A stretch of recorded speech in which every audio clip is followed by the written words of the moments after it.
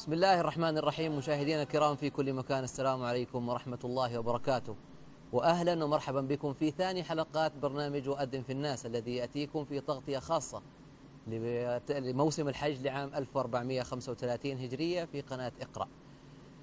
ناجى إبراهيم ربه سبحانه وتعالى طالبا إياه أن يهديه طفلا، يهديه غلاما حليما، فأجاب الله سبحانه وتعالى دعوته ووهبه إسماعيل عليه السلام. وكان آنذاك سيدنا إبراهيم في عمر 86 من عمره، ولكن لم يمض طويلا إلا وأمره الله بذبحه. نرحب مشاهدينا الكرام بالضيف الدائم لبرنامج وأذن في الناس، المستشار في الدعوة الدكتور نبيل حماد. حياكم الله دكتور نبيل. حياكم الله أخي الكريم. دكتور نبيل، يعني أمور الحج وأمور مكة، وكما ذكرنا في الحلقة السابقة، كلها مرتبطة بسيدنا إبراهيم عليه السلام. لماذا مكة مرتبطة بسيدنا إبراهيم، وفريضة الحج مرتبطة وأذن في الناس بالحج، وأريناه قواعد البيت، كلها مرتبطة بسيدنا إبراهيم؟ لماذا هذا؟ ما السبب في ذلك، أو ما الحكمة في ذلك؟ بارك الله فيك أخي، جزاك الله خير وائل، وكل عام وأنتم بخير. وأنت بألف خير، والسادة المشاهدين كل عام وأنتم بخير أيضا. وقد اختفينا منذ الأمس، منذ غروب الشمس في إكمال أعمال الحج، وأعتذر كما اعتذر أخي بندر في الحلقة السابقة المباشرة أن أصواتنا من كثرة العج والثلج. الله يعطيكم العافية، والله يكتب أجركم يا رب. اللهم آمين. بارك الله فيك أخي وائل، أنت تلمس نقطة. Merci à vous, mon frère. Vous êtes en train de toucher un point très important, qui a beaucoup de sens. Tout d'abord, Dieu, gloire à lui, a parlé de certains prophètes avec ces orientations très importantes dans leur vie. Donc ceux qui sont proches d'un sens très important, comme Noah et Abraham et tous ces prophètes, car leur existence provient en un point très important, car il y a eu ce changement. Donc si nous parlons d'Ibrahim el-Ali, donc ici il y a un message pour tous les téléspectateurs. Mon frère, tous les prophètes sont un exemple pour nous, sont des exemples à nous. Si vous avez repéré ou constaté un être humain qui est, par exemple, qui souffre de son père peut-être n'est pas bien avec lui. Abraham, que la paix soit sur lui, parle à son père avec un comportement totalement calme. Il lui dit que je suis venu à toi afin que je vais essayer de demander pardon à Dieu pour toi. Donc l'être humain apprend. Donc si vous avez un problème avec votre père, il faut prendre le guide. Donc voici par exemple l'exemple de notre prophète Abraham avec son père. Notre prophète Noah, qui a sauvé toute l'humanité avec son arc, l'arc de Noé. Donc notre prophète également a imploré Dieu, a invoqué Dieu et évoqué Dieu afin qu'il pardonne. Notre prophète Noah et notre prophète Abraham sont des exemples pour nous.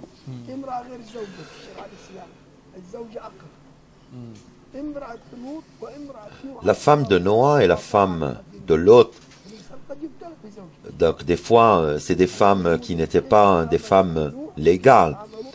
Comment traiter avec Noah? Il faut voir comment traiter également avec leurs femmes. Les gens, ils doivent avoir cet exemple, comment traiter avec les autres. Donc qui sont les dames du paradis? Les dames du paradis, les maîtresses du paradis. Notre Mariam, Ève, également Khadija, bint Khuwaylid, la femme du prophète, et Fatima ibn Zahra, que Dieu l'agrée, et Madame Asia, la femme de notre prophète Mohammed, que la paix soit sur lui, qui sont les dames, les maîtresses du paradis. Donc les trois sont des exemples positifs, pour certains cas positifs. Marie ou Jésus qui était le fils de Marie, que Dieu l'agrée, et Jésus, que la paix, que la paix soit sur lui. Comment a-t-elle élevé ce prophète depuis sa naissance? Depuis sa naissance, elle a créé cet exemple du prophète grâce à son éducation. Le prophète, que la paix soit sur lui. Nous voyons qu'il y avait également Khadija qui était à son côté avant le message. Ensuite, il avait beaucoup de filles, beaucoup de garçons. C'était le premier message et c'est la première qui a cru en prophète Mohammed, que la paix et la bénédiction soient avec lui. Donc elle s'est tenue à ses côtés. Elle l'a supporté. Elle l'a soutenu. Et Khadija également lui a transmis tout ce qu'il faut, lui a donné tout ce qu'il faut pour servir ce message.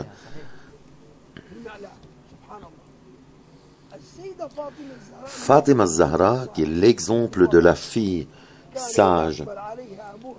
Quand son père, le prophète Mohammed, que la paix soit sur lui, quand il entrait pour la voir, elle l'embrassait sur le joue ou sur le front. C'est Fatima Zahra. Fatima Zahra, c'est elle, c'était la fille du prophète. Asia, qui est un exemple. Donc c'est quelqu'un, c'est Dieu qui veut nous montrer une femme dans des conditions très difficiles. Et c'est un test, c'est un test. Pharaon n'était pas un mari mauvais, était le plus mauvais des êtres humains sur terre. Pharaon, et qui est en enfer pour ses mauvais actes. Et nous voyons également cette femme, les femmes du prophète, les filles du prophète, qui étaient ses exemples. Donc c'est l'exemple de chaque femme. Nous disons donc la femme qui dit que mon mari qui est mauvais, et le mari qui dit ma femme qui est mauvaise. Donc chacun d'eux commence à jeter la responsabilité sur l'autre.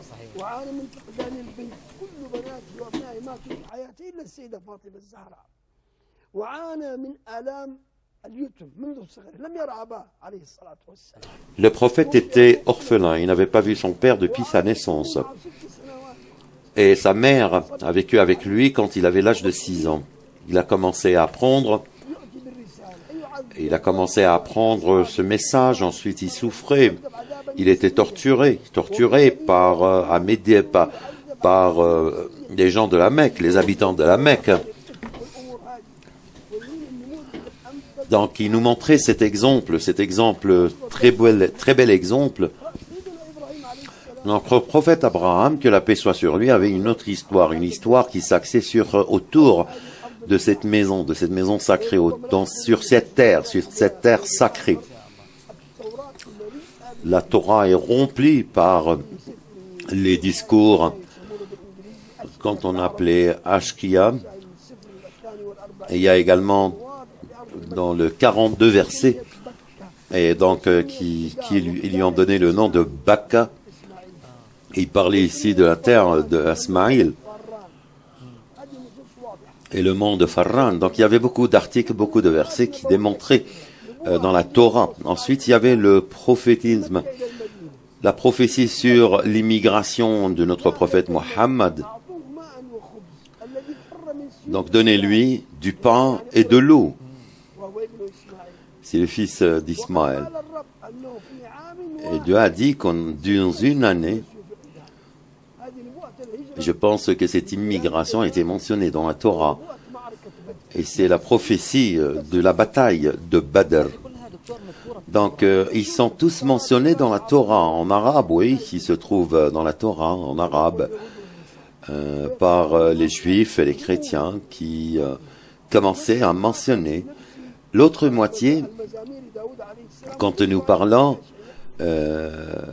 du prophète David, Dieu disait, dans le verset Ashaya, il faudrait toujours glorifier Dieu, invoquer Dieu, évoquez-le.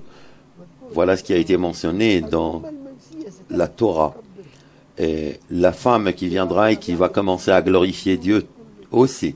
فمن تلك المنطقة Donc dans cette région, فران dans la région de Farran, il y avait cette glorification et fait aux gens une annonce. سيدنا إبراهيم عليه السلام Si nous venons à Abraham, كذا ارتباط et dans tous ces lieux طيب qui sont liés à cette histoire, docteur, moi je suis en train de faire, de réviser avec toi sur le sacrifice avec son fils Ismaël.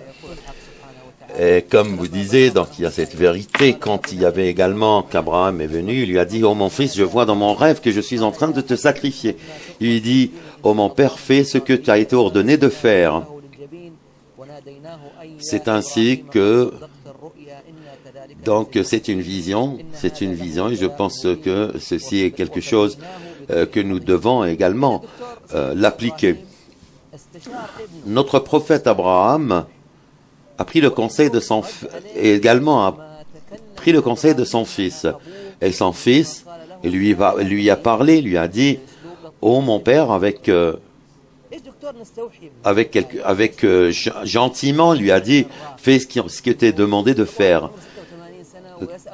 Quelqu'un qui a 86, ensuite Dieu l'a ordonné de sacrifier son fils. Qu'est-ce que nous comprenons de ce verset? Mon frère Wael, Dieu que vous avez mentionné, il est venu, il a également mentionné quelque chose de très important. Derrière moi, comme vous voyez, c'est la Kaaba. Et devant la Kaaba, il y a le siège d'Abraham. تذكر الآثار Donc il faudrait mentionner tous ces sites. Donc il y a ces pierres, ces cailloux. من الذي يناوله الحصى Donc qui lui passait les cailloux? المربى C'est son fils.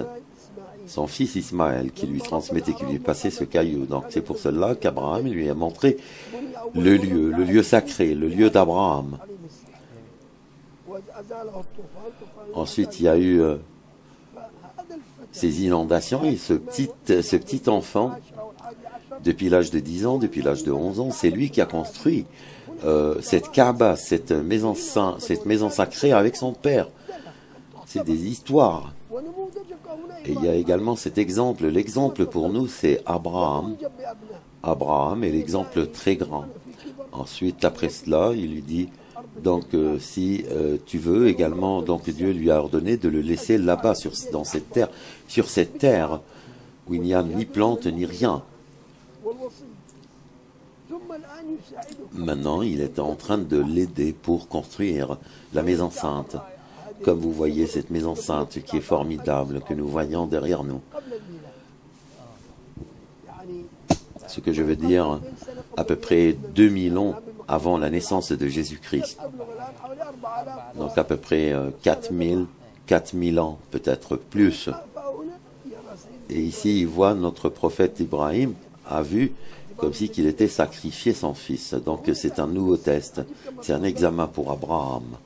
أذن في الناس بالحق Ensuite, il a dit et fait aux gens une annonce. Il a fait cette annonce. بدأ الناس يأتوا Ensuite, les gens, ils ont commencé à venir, à affluer cette région.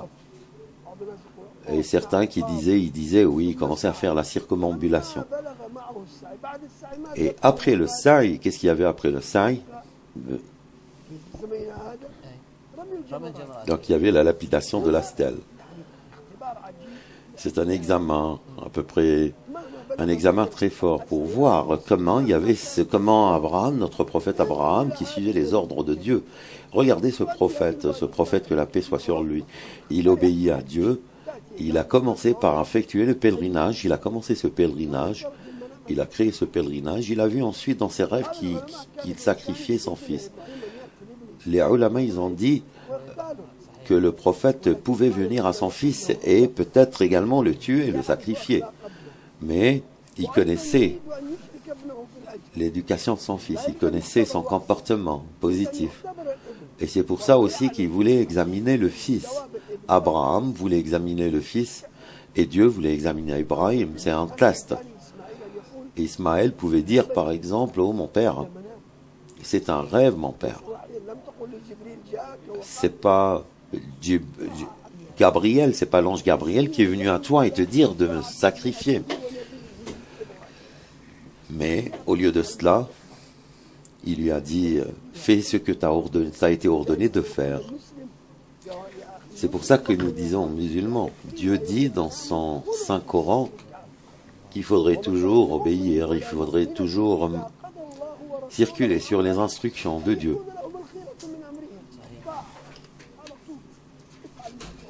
Donc il lui a dit de faire ce que tu as été ordonné de faire. Donc notre prophète Ismaël, donc tu vas me voir parmi les patients. Moïse, dans le chapitre de l'Kaf, de la cave, a dit,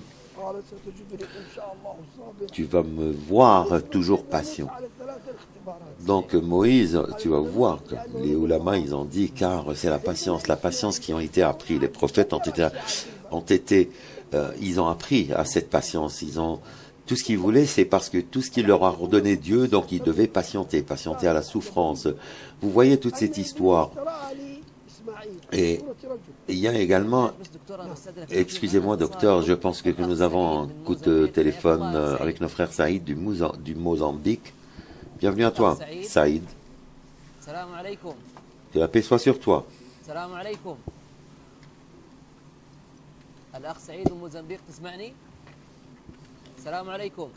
Que la paix soit sur toi. Est-ce que tu nous écoutes? Je pense que l'appel a été interrompu. Donc encore une fois, docteur, donc nous parlons toujours l'histoire de notre prophète Abraham, Ismaël, avec cette patience très noble. Donc alors qu'il allait sacrifier son fils, et je ne sais pas s'il y avait cette patience, comment... Donc c'est un examen à Abraham, comme je te disais. C'est un examen à Ismaël, et c'est un examen également à Hajar, la mère. Donc chaque mère, chaque père.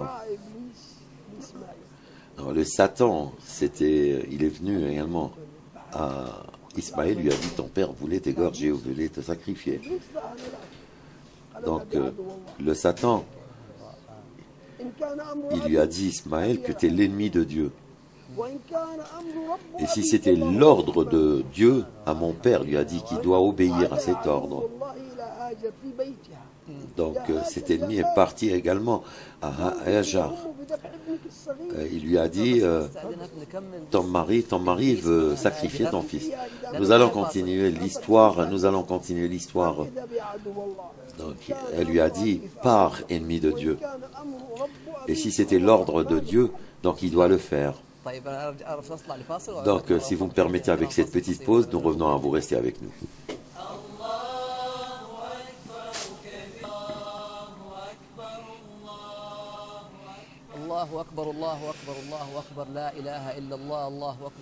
Dieu est grand, tu n'as point d'associé. Donc de retour à vous, chers téléspectateurs, et fais une annonce aux gens avec notre invité aujourd'hui sur un point. Donc tu t'es arrêté quand le Satan est venu voir Hajar et lui a dit va-t'en, ennemi de Dieu. Dans ce même verset, il y avait quelque chose quand ils ont décidé de céder à Dieu, de se livrer à Dieu et à l'ordre de Dieu. Docteur, nous devons nous concentrer. Aslamna, c'est quoi? C'est-à-dire l'islam. Nous devons céder à Dieu, nous sommes livrés à Dieu.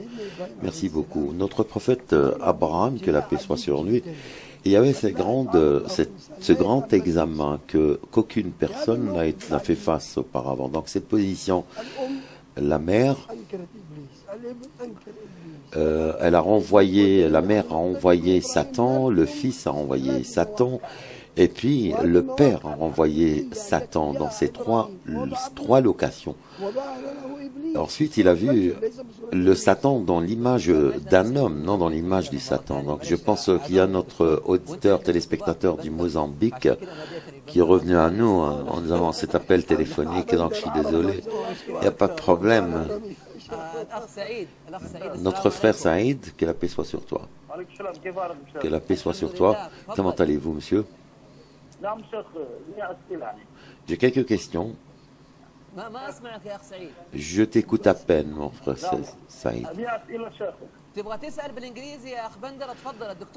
Vous voulez poser la question en anglais, notre invité? Si tu veux parler en anglais, il n'y a pas de problème. Donc j'ai une question. Yes, Allez-y. I have 3 questions, sir. Go ahead. The first question, Ma première question, in my country, dans mon pays, hello? Yes, go ahead. I don't need to answer. allez-y, je t'écoute, Can you hear Saïd. me, sir? Yes, Hello? I hear you Si very vous, quiet. est-ce que Go vous ahead. m'écoutez? Oui, je vous écoute.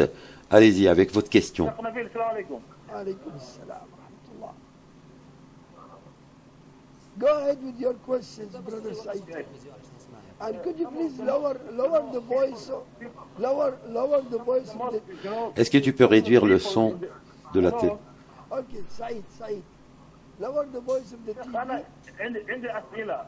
Lower the voice of the Il faut TV. baisser le son de ta Listen télé. from the telephone. Et il faudrait m'écouter seulement par Listen from the téléphone, telephone, not from the TV. pas de la télé, directement de la télévision. You hear me, brother Said?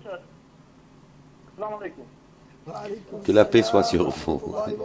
نعم تفضل الشيخ نبيل لي أسئلة. Si vous permettez, mon cher, j'ai des questions. Ma première question, هل ممكن أن تسمعني الآن؟ اتفضل احنا سامعينك والله يا اخ نحن سعيد. نسمعك بوضوح. تفضل. nous t'écoutons très bien, allez-y. الناس يستخرجون المصليات في المساجد ويقولون بدعة أن المصليات بدعة. سواء؟ Donc certaines personnes qui disent que la prière, Hello. ايوه تفضل. al-musallayat ou certains lieux de prière sont une innovation. يخرجون المصليات في المساجد ولا يصلون على المصليات. Ils disent que c'est une innovation. Ils ne veulent pas partir dans ces lieux de prière, pas les mosquées, les lieux de prière. في المساجد ويقولون أن المحارم بدعة. جزاكم الله خير. أنتم الجواب شيخ. يستخرجون ما يا اخ سعيد يستخرجون ماذا المحارم؟ Qu'est-ce que vous dites, Saïd? قطع الاتصال. Ils sortent quoi? طيب احنا المحراب نعم الشباب الكنترول. Ok, le minaret de l'imam. Oui, donc nous allons tout de suite répondre à sa question. Donc, ce qui parle des lieux de prière ou des tapis de prière, je pense que c'est pas une innovation, mais je ne sais pas s'il m'écoute actuellement.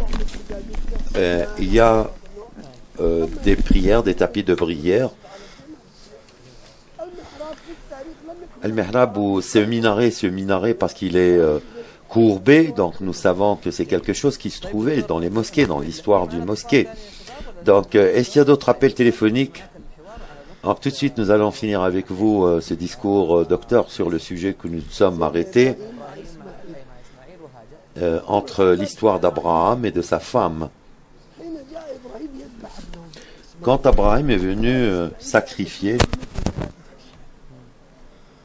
son fils Ismaël, سوف يموت مثل الإعدام يريدون إعدامه قال ماذا تريد يا بني قال أولا أرجو منك أن ترفع ثوبك قليلا قال لما يا بني قال إني أخشى أن يقع شيء من il lui a dit que je suis en train je crains quelque chose.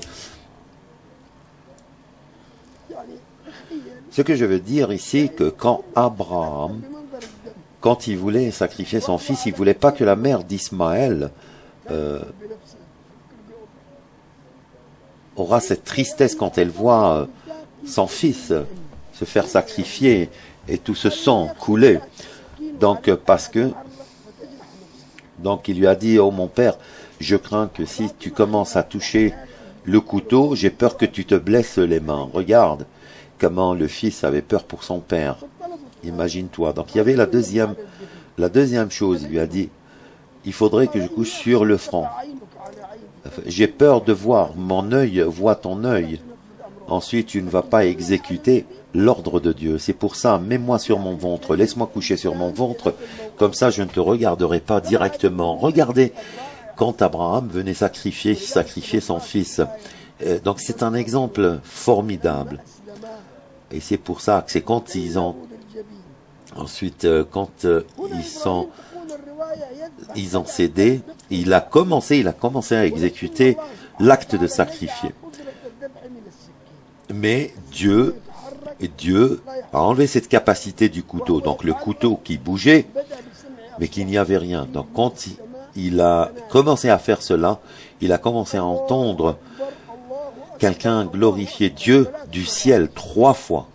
3 fois quelqu'un qui commençait à glorifier. Ensuite, il a levé les yeux alors qu'il voit l'ange Gabriel qui descend avec ce mouton, avec la bête. Ensuite, notre père Abraham, que la paix soit sur lui, a dit, il n'y a qu'un seul Dieu, il n'y a que toi mon Dieu. Alors qu'il voit cette bête descendre du ciel avec l'ange Gabriel, ensuite il a achevé, il a fini à prendre ce mouton. Ensuite le mouton, il est venu en courant vers Abraham. Et l'ange Gabriel qui commençait à prononcer Allahu Akbar, Dieu est grand, Dieu est grand. Ismaël, il écoutait cette glorification. Ensuite, il s'est levé la tête, il a dit merci Dieu. Merci Dieu. Donc vous êtes le musulman, vous prononcez les 3 glorifications. Quand vous glorifiez Dieu, gloire à lui. Et ensuite, il y avait les 2 takbiratayn. Les 2 takbirat, c'est les 2 glorifications, comment glorifier Dieu. Et vous devez le prononcer beaucoup, donc il faudrait vivre le sens de ce takbir.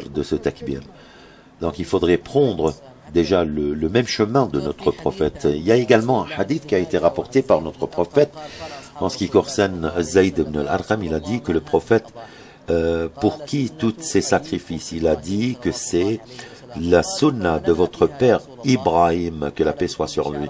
Donc il lui a dit, de chaque laine, il y a une hasana.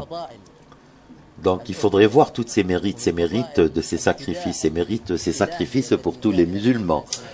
Et alors qu'il y a des récompenses, il y a des mérites, il faudrait voir que c'est la sunna, c'est le sunna de votre père Abraham. Et le prophète, que la paix soit sur lui, il a sacrifié 2 moutons, un mouton, il a dit ceci pour Mohammed et c'est pour tous les compagnons de Mohammed, et le deuxième aux autres compagnons. Donc qu'est-ce que nous pouvons sortir ou extraire comme sens sur le concept de ces sacrifices ou sur tout ce qui concerne le sacrifice? Merci à toi. Mais si nous contemplons bien cette image de l'islam, donc il y a les fêtes de l'islam. Il n'y a que 2 fêtes dans l'islam. Mais ces deux fêtes qui nous rappellent de 2 adorations. Donc vous voyez ces 2 examens, donc l'un qui vient après le ramadan, quand tu fais le carême, tu jeûnes. Ensuite il y a la fête de rupture du jeûne. Ensuite après cela, il y a également les deux difficultés que nous voyons. C'est pendant le pèlerinage. Sans oublier la charité, comment nourrir les pauvres, les pèlerins. Vous voyez que, par exemple, moi, j'ai pas entendu parler de ces chiffres finaux, mais je sais qu'il y a un grand nombre, cette expérience très importante, une fois par an, une fois dans notre vie. C'est un périple dans notre vie. Vous voyez que ces gens qui viennent pour planifier, qui viennent tous dans ce périple pour uniquement glorifier Dieu, invoquer Dieu. Et sur une superficie petite par rapport à cet afflux très important de ces pèlerins qui viennent de toutes les régions, ici à Mina ou sur les lieux saints, et les 3 millions qui bougent vers Arafat le 2e jour, le 9e de Dhul Hijjah. Et quand ils reviennent à Mina, ensuite ils déferlent vers Muzdalifa. Ce qui est étrange dans ce moment, nous voyons tout cet afflux, comme je vous disais, ces nombres très grands de pèlerins qui commencent à affluer de tous les coins du monde pour se déplacer, pour s'unifier dans ces déplacements. Et je te dis sincèrement que je souhaitais de descendre de mon véhicule hier et pendant notre marche vers Muzdalifa, afin d'embrasser chaque main de soldat et chaque pied de soldat qui se trouvait sur les lieux et qui rendait des services à tous les pèlerins, comment ils organisaient les marches. Donc il faudra également son Altesse Royale, le prince héritier Mesh'al, qui était dans son poste 24/24, il n'avait pas quitté, il commençait à marcher, d'autres employés qui commençaient à prendre en charge ces pèlerins, les pèlerins. Tous ces efforts bénis seront récompensés. Je pense que nous avons un appel téléphonique de notre sœur Maali. Notre sœur Maali. Que la paix soit sur toi. Nous avons perdu l'appel téléphonique. Retour à vous, cher docteur, ce que vous avez vu lors de cette organisation dans le pèlerinage, au cours dans le pèlerinage. Donc je tiens à revenir et voir que cet acte qui est très grand, comment il bouge. Vous voyez, donc il y a la fête du sacrifice. C'est une récompense spirituelle, récompense de Dieu. Pour nous, ceux qui n'ont pas effectué le pèlerinage, Dieu nous apprend comment essayer de partager spirituellement et partager également financièrement. Et également avec le Eid al-Fitr, la fête de rupture du jeûne, vous avez patienté pour un mois, sans manger, sans boire. Donc vous serez récompensé par ce jeûne. Les deux fêtes, c'est une récompense, sont une récompense. Que je sois à Chicago, à Illinois, en Chine, à Tokyo, je veux dire au Japon, Buenos Aires, en Argentine. Il y a beaucoup de gens qui ont besoin. La fête, ce n'est pas une fête seulement pour m'habiller ou je dois manger et les autres mangent. Mais il doit être une nourriture bien grasse. Donc il faudrait savoir combien de laine, combien de poils le mouton. Chaque gramme de viande a beaucoup de laine. Donc vous voyez des formes, plusieurs formes de ces dons. Nous avons notre frère Hussein du Soudan. Bienvenue à toi. Notre frère Hussein, que la paix soit sur toi. Bonne fête à vous tous, mais à vous aussi.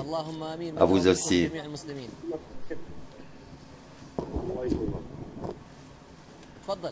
Je vous en prie, allez-y. J'aimerais poser la question. Est-ce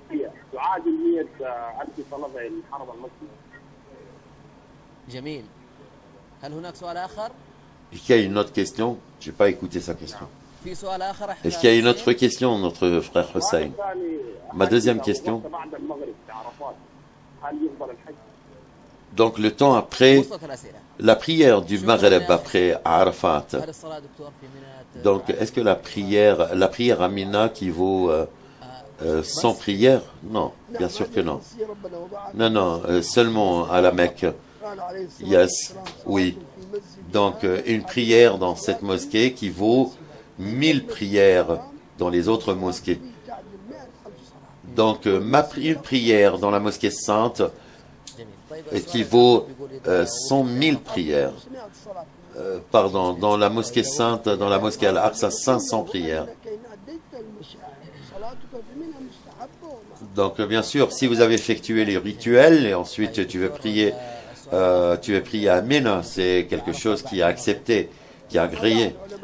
Donc certains ulama, ils ont dit que stationnement à Arafat, c'est une sunna. Donc quand ils commencent, mais ceux qui viennent le matin et qui quittent, mais il faudrait depuis midi, c'est-à-dire au milieu de la journée, jusqu'au 10e de Dhul Hujjah.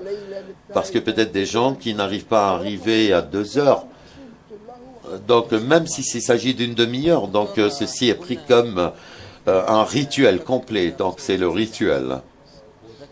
Que la paix soit sur lui. Il y a également le hadith qui a été rapporté que chaque laine, il y a une mérite.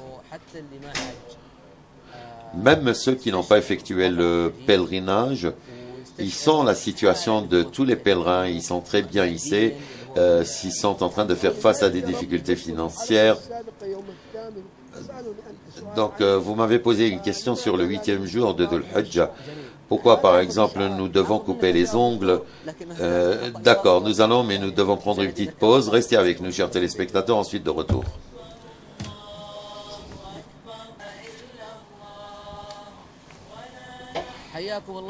Bienvenue de nouveau, chers téléspectateurs, en cette nouvelle édition et fait une annonce aux gens, fait aux gens une annonce. Chers téléspectateurs, nous allons voir tout de suite ces images, très belles images, qui ont été transmises par notre frère,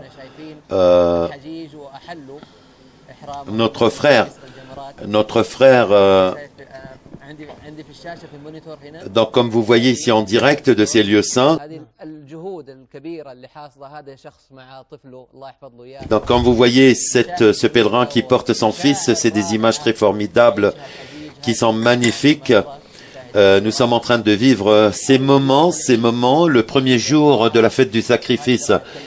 Et c'est ce que nous allons parler, moi et avec mon invité, sur la fête du sacrifice avec Dr Nabil Hamad. Dr Nabil, la fête du sacrifice. La fête du sacrifice, moi j'aimerais bien lier cette idée à comment voir tous ces pèlerins, essayer d'être avec eux, surtout ceux qui n'ont pas effectué le pèlerinage. Comment nous pouvons le lier directement avec le reste des pèlerins? Comme vous voyez ce paysage formidable, c'est le pont des Jamarat, des lapidations des stèles.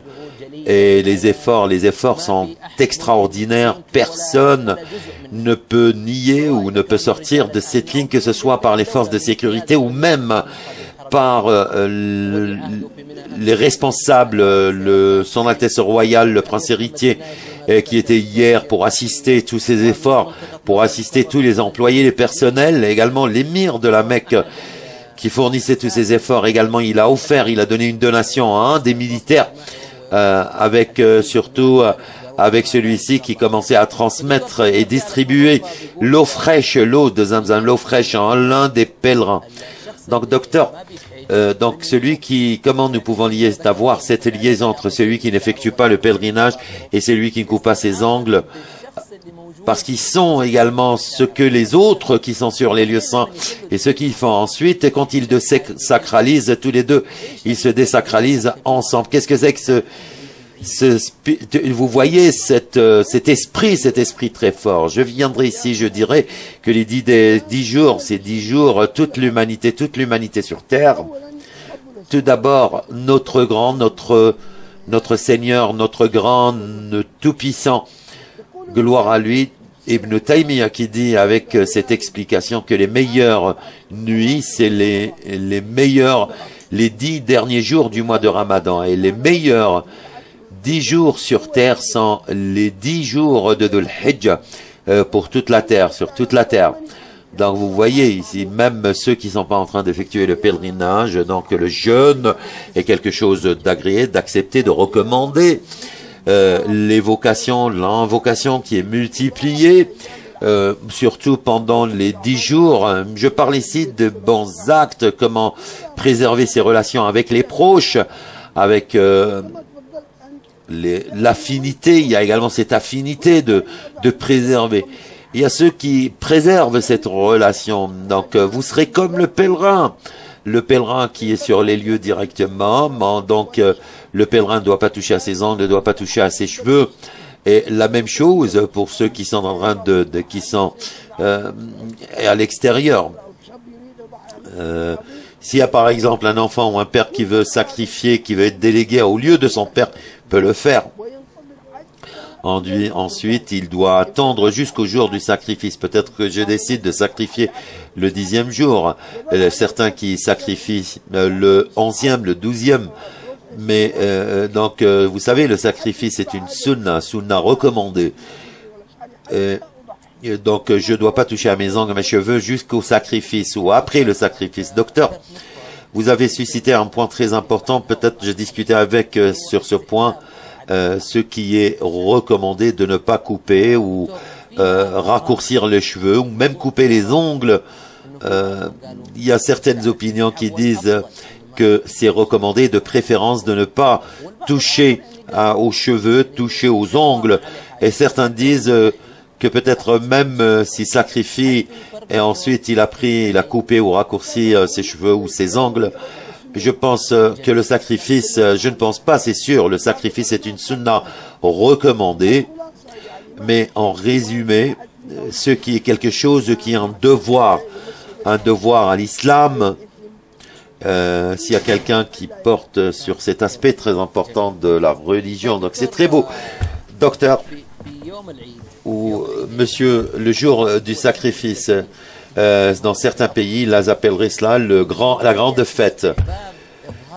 Recommandé de démontrer cette joie, de démontrer cette joie, que ce soit par un pèlerin ou quelqu'un qui n'effectue pas le pèlerinage. Mais celui qui est sur les lieux saints, le pèlerin qui est sur les lieux saints, comment pourrait-il démontrer ses sentiments de joie pendant ses adorations alors qu'il est à l'intérieur de ses rituels, qu'il est en train d'effectuer ses rituels? Il lapide la stèle, ou certains qui sont pressés, qui vont effectuer la circumambulation d'adieu pour repartir chez lui. Comment a-t-il cette opportunité de démontrer cette joie dans ces lieux très petits? Donc nous savons très bien que ces jours sont des jours de joie. Quand vous commencez à lancer la première ou à lapider la première stèle, c'est là où vous êtes expié de vos péchés. Donc vous vous sentez cette joie. Donc vous savez, dans les camps, qu'est-ce qu'ils ont d'autre? Ils ont qu'à manger, à boire, ensuite ils commencent à glorifier Dieu. Et tout le monde qui sont en train de se relier ensemble. Et vous voyez qu'il y a cette obéissance à Dieu. Il y a la lapidation de la stèle, il y a beaucoup de rituels à effectuer. Pendant qu'ils les effectuent, ils sont très contents. Le prophète a dit que la sunna, donc vous devez faire cela sans se sentir coupable. Donc vous avez la lapidation, ensuite vous avez la circumambulation, ensuite raccourcir les trois choses. Si vous faites deux de ces trois choses, ce qui veut dire que vous êtes désacralisé.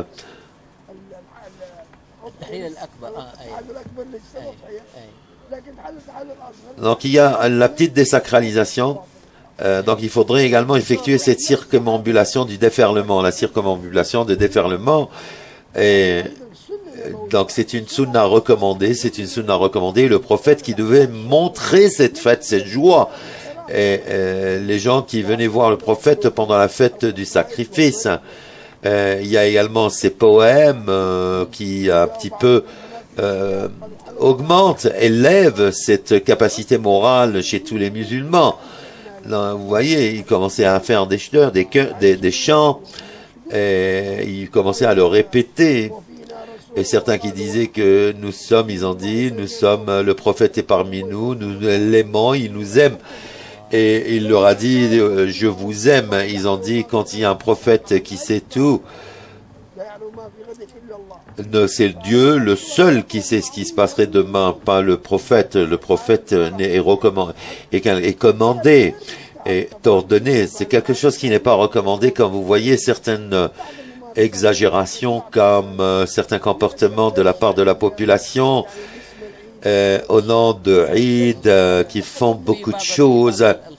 Et il y a certaines sorties d'habitude, des questions qui ne sont pas recommandées, humaines, des questions légales.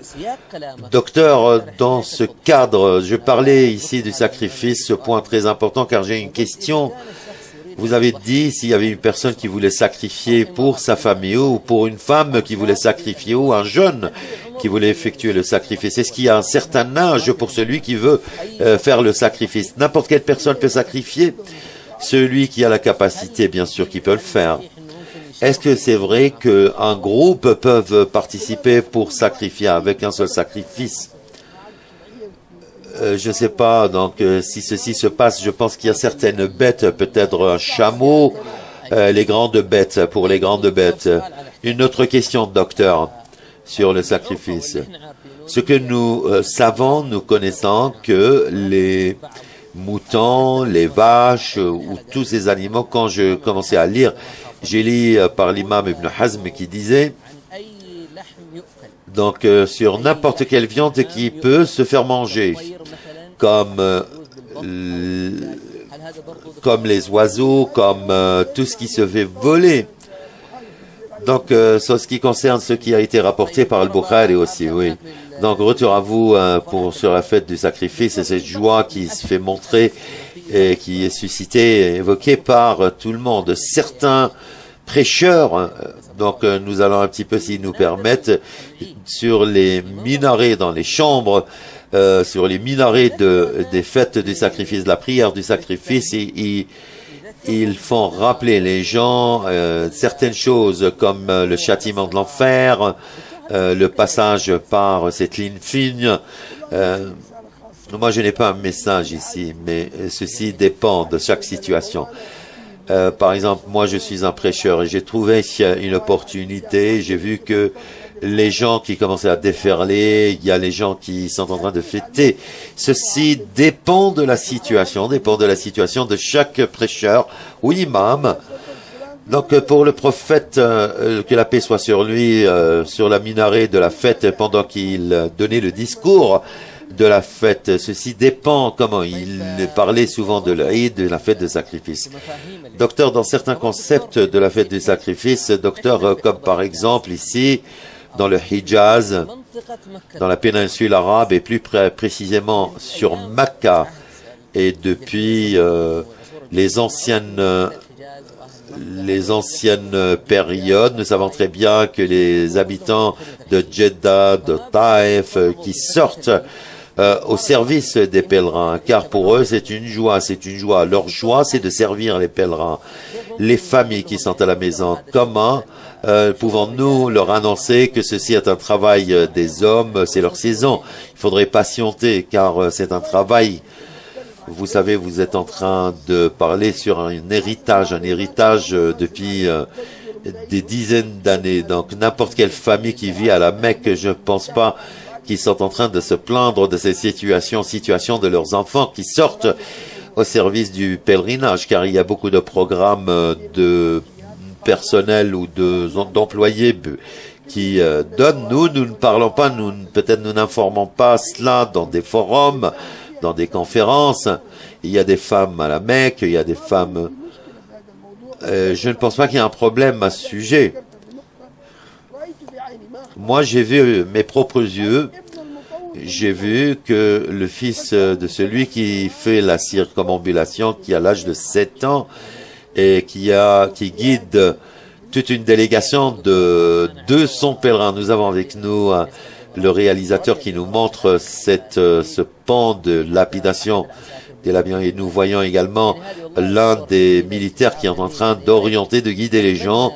C'est des images qui sont formidables et je souhaite que tous les musulmans également évoquent Dieu afin que Dieu agrée le pèlerinage de ces gens et que Dieu agrée et accepte leurs invocations. Docteur, en ce qui concerne le sacrifice c'est le jour de la fête de Eid, la fête du sacrifice.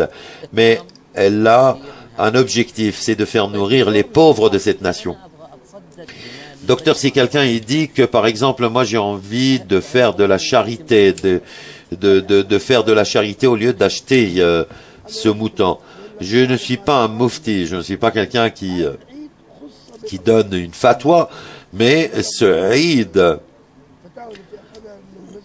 qui nous démontre, donc il y a certaines fatwas qui ont été exécutées par la Banque islamique de développement en ce qui concerne comment faire de la charité, ou donner cette aumône légale aux pauvres. Donc il y a certaines procédures qui s'effectuent. Il y avait une fatwa, car il y avait beaucoup de nourriture, il y avait une fatwa qui disent qu'il n'y a pas de mal. Il y a beaucoup de projets gigantesques sur ces sacrifices. Comment les distribuer partout dans le monde. Vous voyez, la fête du sacrifice et surtout pour faire nourrir.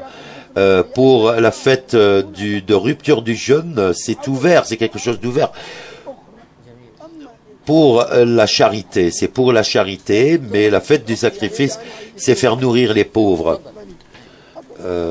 Je peux, par exemple, faire la charité dans n'importe quel moment, mais le jour du sacrifice, tu peux faire cela quand même. C'est la sunna recommandée.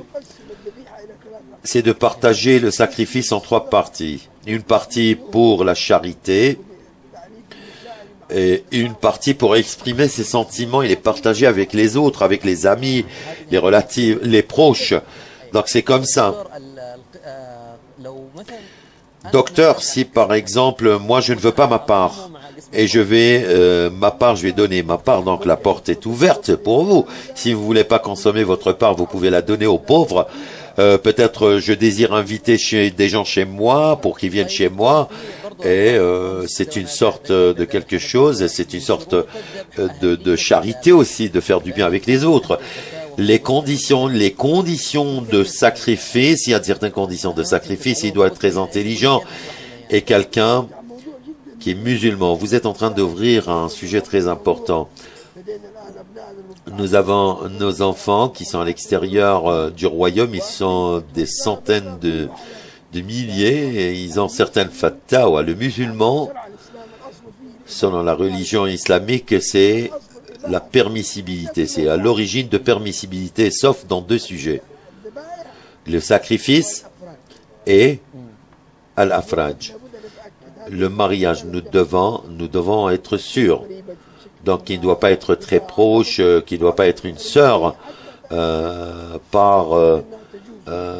qui a été avec moi, ou peut-être... donc, il faudrait prohibiter quelque chose qui n'est pas licite. Et j'ai trois facteurs très importants en islam que je dois. Donc, celui qui fait le sacrifice, celui qui est sacrifié, la méthode de sacrifice. Si vous venez de voir le sacrifié, donc il ne faut pas manger, car par exemple le cochon, en islam il ne faut pas manger les insectes. Donc certains restaurants ont appris de l'Est d'Asie, ils mangent beaucoup des insectes. En islam il ne faut pas manger cela. Il y a certaines bêtes qui sont sacrifiées, qu'il faudrait les choisir. Et même ne pas manger celles qui sont les cannibales. Et ceux qui ont, comme le lion, tous ceux qui sont en train de manger, qui mangent les viandes, et avec ceux qui ont des ongles. Vous voyez, des ongles comme les aigles et le reste. Également, il y a le deuxième facteur, c'est celui qui sacrifie. Il doit manger, sauf que le sacrifice d'un musulman qui a certifié son islam. Pas seulement un musulman qui ne reconnaît pas l'islam, ou un chrétien qui ne reconnaît pas le christianisme, ou le juif qui ne reconnaît pas le judaïsme. Mais ils doivent reconnaître leur religion, ils doivent approuver. Donc ces trois... Donc tout leur sacrifice est recommandé également, qui peut se faire consommer par les musulmans. Certaines qui disent, est-ce que je peux prendre le troisième aspect après cet appel téléphonique de notre sœur Wafa d'Algérie. Bienvenue à toi Wafa. Bienvenue à toi aussi. Bonne fête à toi Wafa. Et vous aussi, bonne fête à vous. Et que Dieu agrée tous les rituels du pèlerinage de nous, de vous et de toutes les nations musulmanes, de la nation musulmane. J'aimerais poser la question à notre cheikh. Bonne fête à vous, cheikh. Merci à toi aussi. Bonne fête à vous et que Dieu vous garde pour nous tous et que Dieu protège l'Algérie et tous les musulmans. Est-ce que vous pouvez invoquer Dieu pour nous, cher cheikh?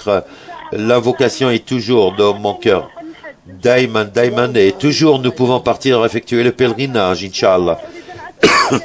J'aimerais, cher, poser la question sur le jeûne du jour de Arafat, le vendredi. Est-ce que c'est permissible d'effectuer ou de jeûner ce jour individuellement, ou peut-être ce jour seulement, ou le jeudi? Il a fallu qu'on jeûne le jeudi. Merci à toi, Wafa. Bonne fête à toi. Donc la question est une très belle question. Donc, vous voulez répondre à la question, vous voulez qu'on finisse notre sujet. Le jeûne de Arafat, qui veut dire qui est très récompensé, qui peut se faire expier des péchés une année auparavant et ensuite une année qui précède. Pour ceux qui n'effectuent pas les pèlerins, qui ne sont pas les pèlerins, je suis très... Donc le deuxième jour à Arafat est permissible, Donc nous allons prendre une petite pause, chers téléspectateurs, de retour à vous, restez avec nous.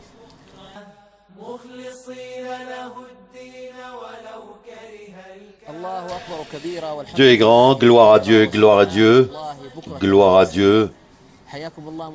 Chers téléspectateurs, de nouveau, bienvenue à vous tous. Et fait aux gens une annonce, nous avons toujours avec nous Dr Nabil Hamad. La partie aujourd'hui sur certaines terminologies en ce qui concerne le sacrifice. Nous avons gardé cette partie générale après ce dernier point sur les conditions de sacrifice. Il a parlé de celui qui sacrifie, celui qui est sacrifié et la méthode de sacrifier.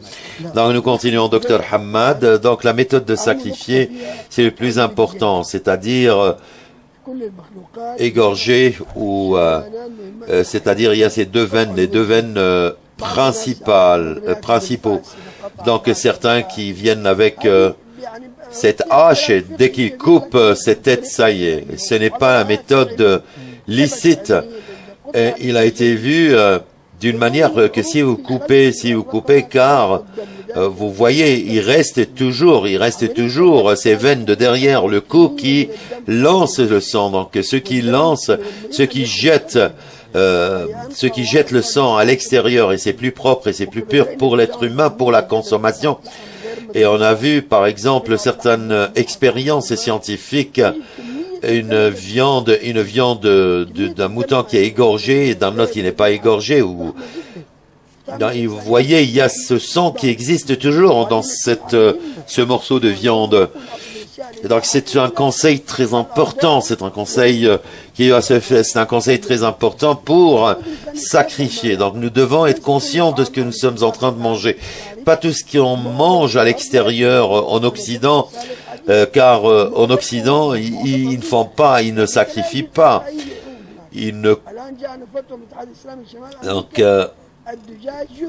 Donc maintenant, aux États-Unis, par exemple, comme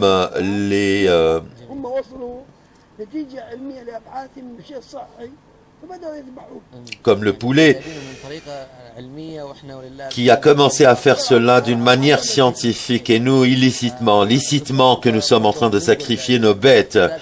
Docteur, nous passons directement cap sur ces lieux spirituels, ces lieux avec ces sentiments spirituels. Il y a de grands sens de ces images très formidables que nous voyons. Donc, est-ce que vous pouvez nous dire quels sont les indices, quels sont ces sens, quels sont ces sentiments en ce qui concerne la fête du sacrifice, ces deux fêtes de sacrifice? Nous n'avons que ces deux fêtes, la fête du sacrifice et la fête du rupture du jeûne. Est-ce que vous donnez des sens à ces deux fêtes?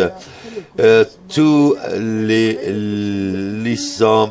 les ouvrages des religions parlent que c'est très nécessaire d'avoir. Donc il y a ce joie, donc il y a le sens de la joie qui existe dans nos saints Corans, dans l'autre saint Coran, sont très grands. C'est pour toute l'humanité. Le prophète, que la paix soit sur lui, nous apprend comment se livrer à Dieu, aux ordres de Dieu. Il y a aussi le hadith qui a été rapporté par le prophète qui a dit: je vais vous indiquer sur quelque chose qui vous apaiserait.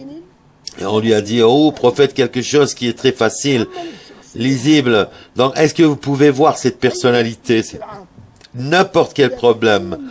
Si vous parlez facilement, parlez avec une bonne éducation, c'est très facile de se faire comprendre, c'est très facile de s'entendre avec cette deuxième partie. Et vous serez très proche des autres gens. Il y a certaines personnes qui disent que il y a un ordinateur, par exemple, il commence vous êtes en train de presser sur un bouton et le système en entier qui est bousillé.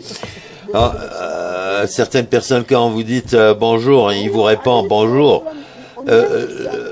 Et le prophète, que la paix soit sur lui, est un exemple sur la façon, la méthode dont nous devons traiter les autres. Comment être très modeste et être gentil, être calme. C'est le prophète qui nous parle de tout cela, qui disait donc que si vous pouvez nous donner de l'argent, de cet argent, je vais te donner. Voilà, il donnait, c'était un donateur. Il parlait même, cette femme, c'est une femme qui prend cet enfant et qui marche dans toute Médine. Et son voisin l'a vu, et le prophète a vu cette femme en train de pleurer. Il dit que ma communauté m'a donné un dirham et je l'ai perdu. Le prophète lui a donné ce dirham. Il a dit que moi, j'ai été en retard. Il lui a dit, je pars avec vous. Vous partez avec moi au prophète de la nation. Vous êtes chargé de sauver l'humanité.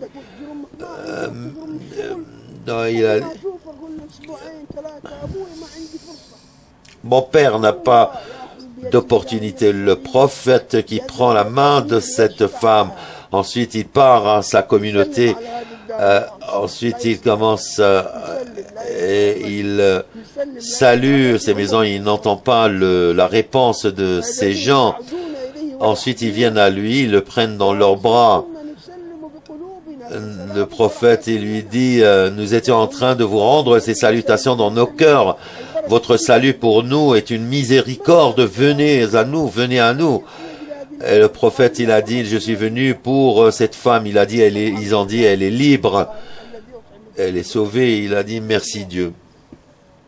C'était une esclave, une femme esclave. C'est l'exemple avec tous ses sens, la tolérance, le pardon. Pourquoi le mois du jeûne se finit par la fête du rupture du jeûne? Pourquoi le pèlerinage qui s'achève également avec cette fête du sacrifice, avec tous ces efforts, mais partout dans le monde, nous voyons qu'il y a ce sacrifice. Toutes les nations musulmanes qui ont commencé le sacrifice en leur temps et en une meilleure méthode. Par exemple, le jour de la fête du sacrifice, est-ce qu'il y a quelqu'un qui n'a pas mangé? Est-ce que vous voyez quelqu'un qui va sur les ordures et chercher la nourriture? C'est quelque chose qui est très important. Le prophète, que la paix soit sur lui, a dit quels sont les meilleurs parmi ces gens? Celui qui est très sincère, qui est honnête. Ils ont dit, oh prophète, nous connaissons celui qui est honnête, mais celui qui a le cœur attristé, celui qui est propre, purifié dans le cœur, et qui continue à faire du bien, et qui porte aucune haine envers les autres. Voilà ce qui veut dire Mahmoum. C'est quelqu'un qui ne porte aucune haine, qui a un cœur blanc, un cœur honnête, un cœur franc avec les autres. Donc, je n'ai aucun plan pour une haine. Voilà, c'est ce qui veut dire le Mahmoum. Vous pouvez sortir avec une intention nette et honnête. Dieu, moi, afin que je serai orienté vers le bon chemin.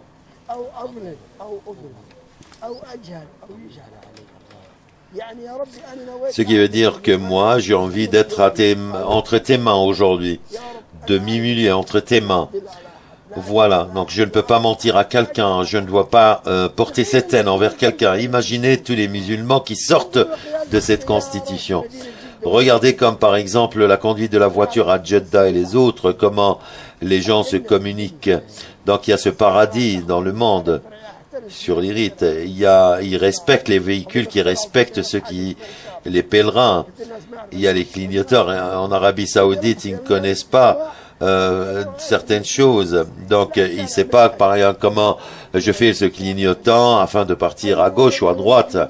Donc, le gouvernement est en train de fournir des efforts très grands pour permettre aux gens de circuler, de conduire sur ce chemin, afin de leur permettre également de garder cette position.